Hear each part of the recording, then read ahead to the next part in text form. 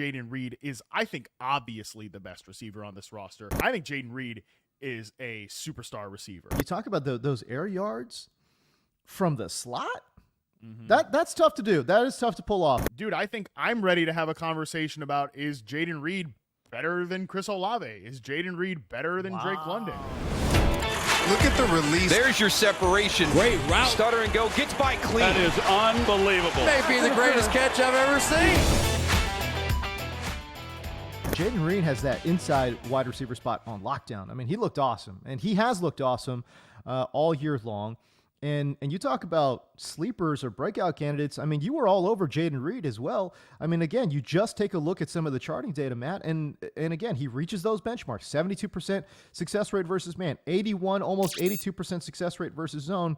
This is a guy that could flat out play. Oh, man. I mean, look, yeah, obviously I liked Dontavian Wicks. I thought he was a good sleeper coming into this year, but, right, you know, and I think there's maybe a chance. You know, I probably would have said coming into the year that there was a chance that Wicks could be the best receiver on this roster, but the chalk answer, the consensus answer should have been that Jayden Reed is, I think, obviously the best receiver on this roster coming into the year, and it is definitely true right now, 4 weeks into the regular season for the Green Bay Packers.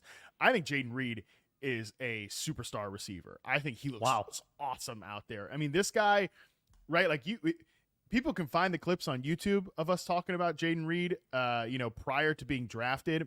I loved Jayden Reed as a prospect. I thought he was a great day 2 draft pick. I actually was pleasantly surprised that the Packers, who are like size threshold freaks, they totally have are. really strict rules. And you look at the rest of their receiver room, and honestly, like all of the dudes that they've drafted in the last, even dating back to the end of the Aaron Rodgers era, when they were drafting like Equinemius St. Brown and Jamon Moore and Marquez Valdez-Scantling. It's all of these big wide receivers. Yeah.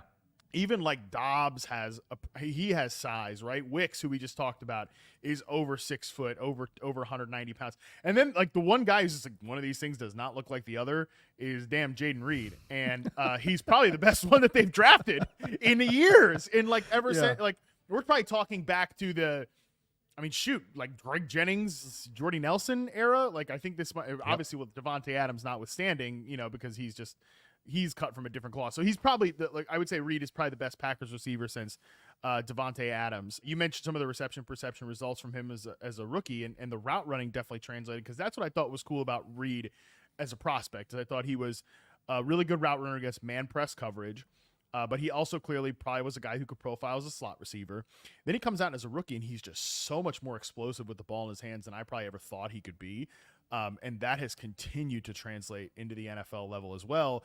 But, man, this year he just looks dynamic. I mean, I think more dynamic than he did as a rookie. I think they are trusting him.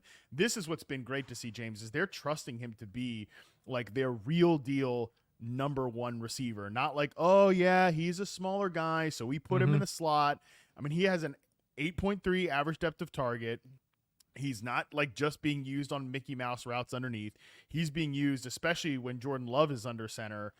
He's being used as a real deal wide receiver in the intermediate area. In the 2 games with Jordan Love, we know the results have been great, over 130 yards, and he actually has a 13.8 average depth of target in those 2 games with Jordan Love. Love loves to get it loose to him down the field. And I think like that's the cool thing about Reed. You look at his corner route success rate, post route success rate, dig route success rate as a rookie. Those are routes that were left on the table last year. They are not being left on the table this year. Like, and honestly, if you want to think about Jordan Love's ascension last year, James, it really, when he started to settle as a productive quarterback, it was when Jayden Reed got more and more emphasized in the offense. Yeah, it really is impressive what Jayden Reed is doing, because again, you talk about some of that. I'm over here just, gushing, because you talk about those air yards from the slot. That's tough to do. That is tough to pull off, because again, this is a player that if you haven't watched a ton of Packers game, he's playing almost primarily in the slot. I want to say almost exclusively, but again, more than 70% of his snaps have come while lined up inside, right? So this is a player that is clearly got that position in this offense locked down while they still try to rotate in Christian Watson, Romeo Doubs, and Dontavian Wicks on the outside. But Jayden Reed has only played 23% of his snaps lined up out wide, right? So almost all of his production, too, has come while lined up in the slot, right? So I don't know, man. I'll give LaFleur this, man. For him to draw up these plays and to feature Jayden Reed the way that he is doing, and again, in a way that is not your typical, as Matt mentions, these Mickey Mouse ways, right? I think that's been really, really impressive to get Jayden Reed from the slot a little bit deeper downfield and still give him some of these layup routes that will enable the offense to kind of just churn out yards and move forward too. Man, impressive. It really is impressive what Green Bay has done. And again, I'm not the biggest Matt LaFleur guy, but what you have to give him here is the fact that they've configured their offense enough to find playmakers like Jayden Reed space in the field to operate. And man, it's a fun watch, man. Green Bay's a fun watch right now.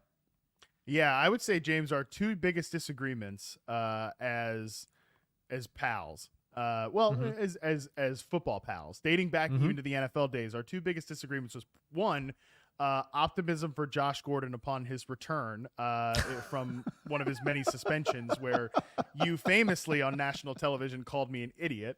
Matt Harmon, who is an idiot, for being optimistic about Josh Gordon where he you should want go. to take Josh Gordon in the 5th round, dog? Yes, I'm like, and I was going to say, and you were 100% correct.